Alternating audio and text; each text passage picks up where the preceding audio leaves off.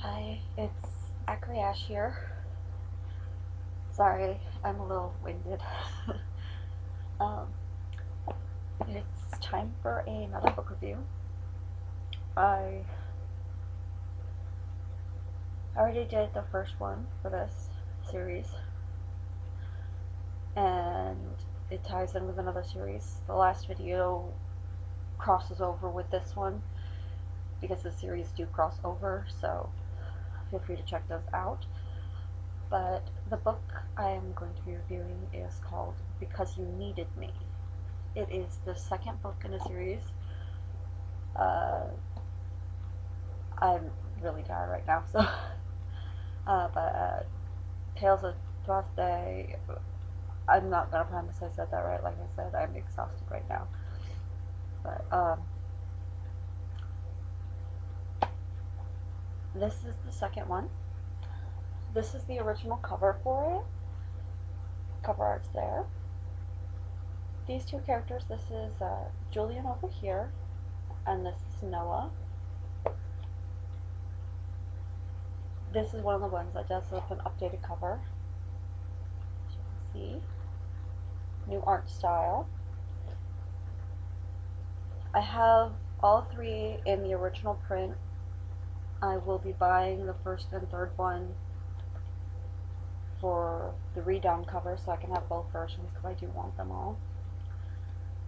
But yes, this is Because You Needed Me by Tess Barnett. This particular series focuses on Fae mainly. Seems to be the Irish Fae mainly. There's four main characters. There's Noah and Julian, obviously, and then Trent and Kieran, which we met in the first book. We met all four in the first book, but they're on the cover of the first book. But I'm gonna read the back here.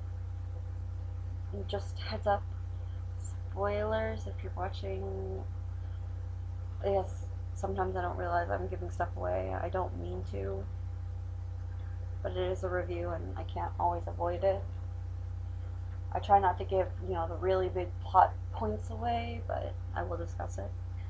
But on the back it says, with Kieran's magic stripped from him by Noah's deadly spell, there's only one option open to the wounded fairy. Return to his ancestral home of Tir na Nog and beg for aid from the family he fled. He isn't adjusting well to being a human, and his health and memory are fading fast. But the land of the fairies has its own dangers. The trip will take Trent far outside his comfort zone and stress the limits of the couple's burgeoning relationship. Kieran has been keeping secrets, and one of them may be too much for Trent to accept. Noah isn't faring much better, plagued by visions of memories not his own. He's forced to rely on Julian to help find a way to undo the spell, or complete it, and kill Kieran at last. Julian is tortured by guilt, working tirelessly to track Kieran down and cure his friend, all the while pretending he still sees Noah only as a friend. The hunter has all but run out of leads when a mysterious fairy arrives with a mission to bring Noah to Tir na Nog for an ancient healing ritual. The problems seem to be solved until the fairy reveals the catch. To restore Kieran's magic and his memories, Noah must die. So that's the blurb on the back. It does have a parental advisory. There is explicit detail. Obviously, as I said on the back, Kieran's losing his memory, and in the first book he does fall in love with Trent, and he's desperate not to lose that, so he keeps trying to force new memories. So, yeah. Eesh. But a good portion of the book you actually just follow them on their trip, because Trent and Kieran are traveling the human way, obviously, because Kieran can no longer do the fairy stuff. And they do get help from one fae that does get them across the sea. Once they get to Ireland, they're basically traveling human. It actually brings up a lot of historical places in Ireland off and on, little tidbits. It's actually detailed. It describes the landscape and everything, and I find Ireland beautiful. So I appreciate that. Um, it does mention his family, which is that seems to be a little bit of a problem because that was not something he had discussed with Trent at all, and at this point they'd literally only been together like a week. They'd literally only known each other like a week. Trent's thrown away his entire life. He's quit college, he's left his family to run off with a fairy that's not a fairy anymore. So, yeah, and then, you know, fairy has a family. Yeah. He was not expecting that. It kind of threw him for a loop. Julian and Noah, on the other hand, I really just, I wanna punch Julian in the face. I mean, he's not a bad guy. He's just an idiot. Full-on idiot. I mean, he's a good hunter. He's good at what he does. But Noah flat out said, I love you. And Julian's basically like, thank you.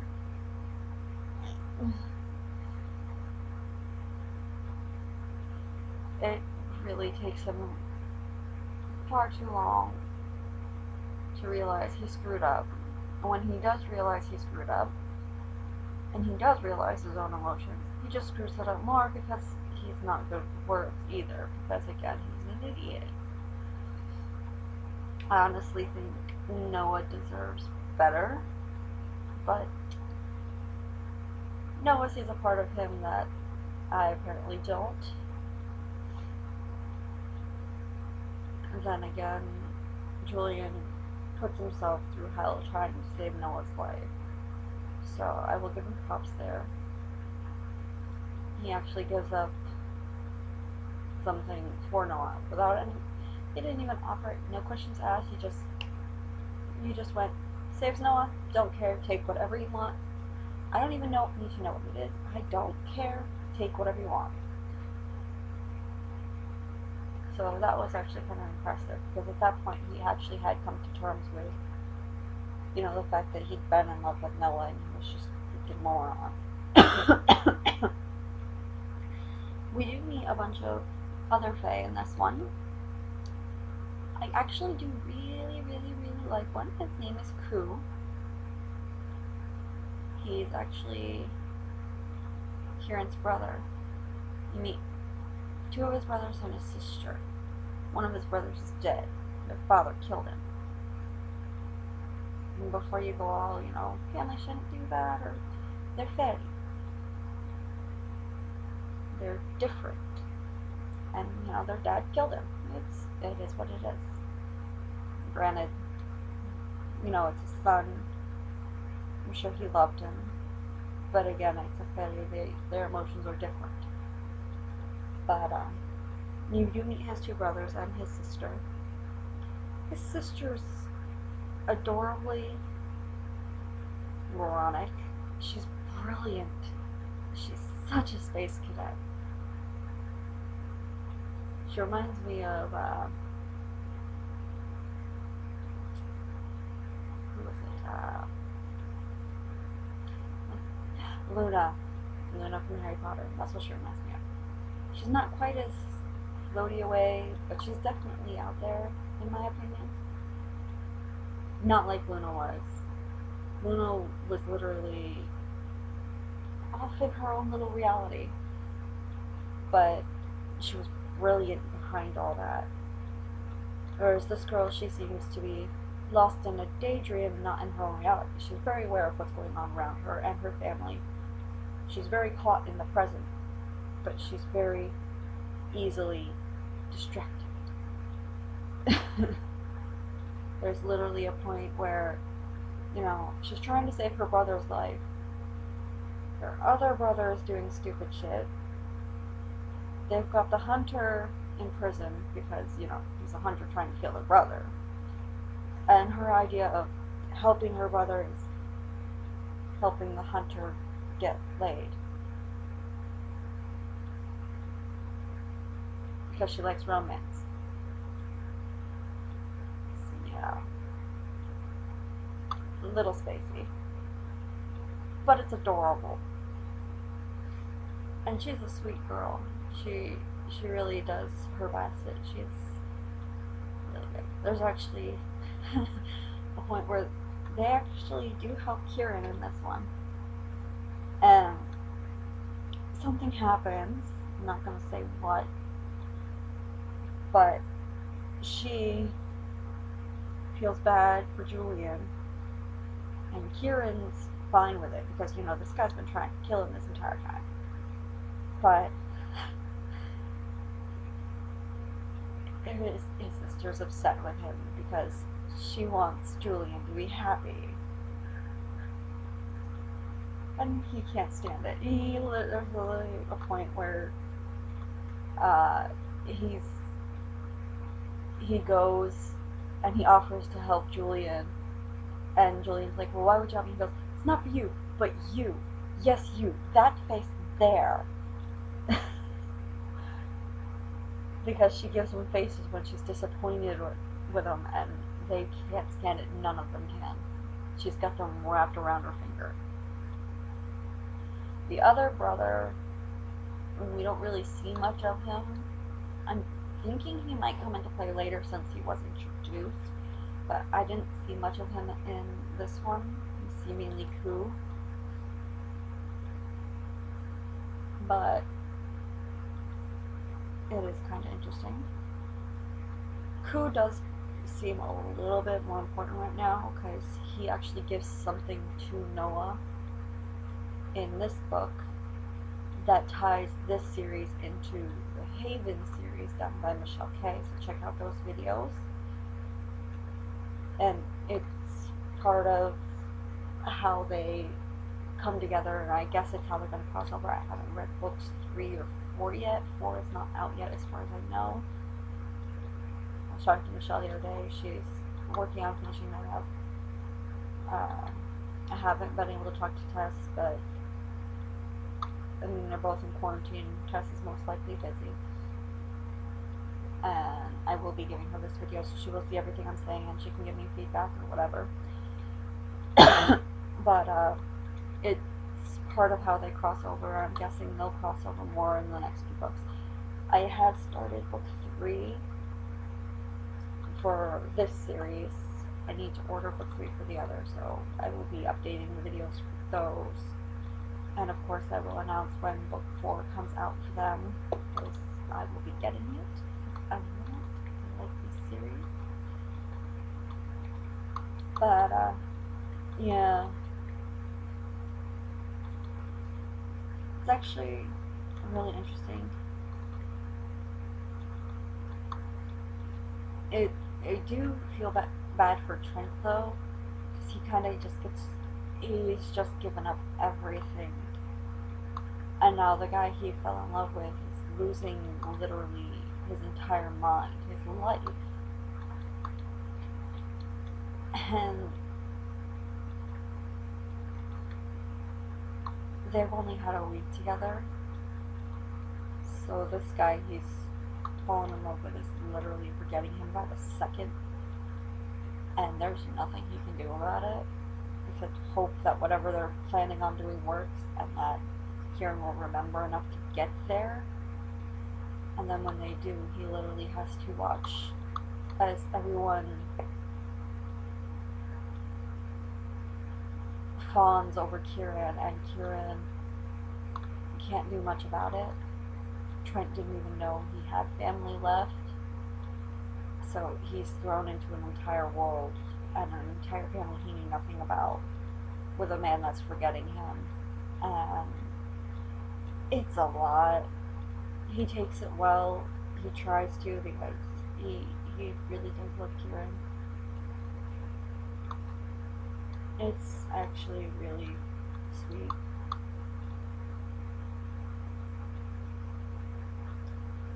So, yeah. It does mention Julian's brothers. He is the seventh son of the seventh son. If anyone knows anything about mythology, you will understand that.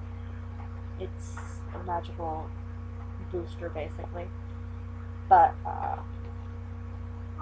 you actually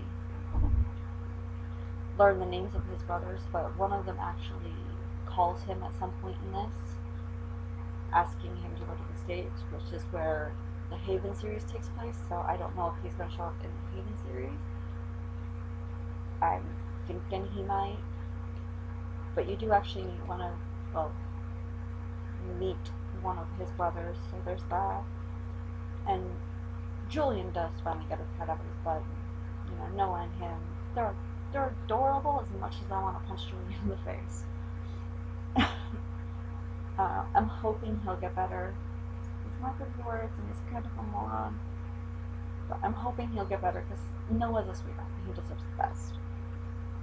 But a lot of this story focuses a lot on Noah and Kieran themselves because Kieran is currently dying, and as I read from the back, the only way to save him so far is, Noah dying. So it's kind of a catch-22. So it focuses mainly on them. You get a lot of character development for them, and you learn quite a bit about Kieran's past because the more he regresses, the more memories he loses, the more of what he used to be like shows through. So it's interesting to see what he used to be. It makes you I love what he is now a lot more. So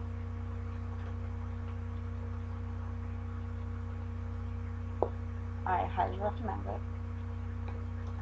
As I said, this is because you needed me. I have mentioned before that these original covers, as far as I know, are out of print. The new covers are all you can get. So this is book 2, Tales of Tuath Day. Highly recommended. I really like it. I'm reading book 3, so it will be updated later. Check out this. Check out Haven. Both are very good series, even as standalones, but they do cross over, so don't miss one or the other. Links will be in the comments as usual. If you are an author and you want me to read your books, send me a message. I will be happy to check them out. I do have other authors here. I am working on reading them. If you know an author, you're not one yourself, you are an author, or you know one, manga, comics, I don't care. Love to read. Just send me who you think I should read. I will check them out. If you have a link to a direct book or a story you want me to check out, I will be happy to do so. And I think that's it for this video. So like and subscribe, and let me know what you think. I'm happy to hear any of your thoughts. I'll see you later. Bye.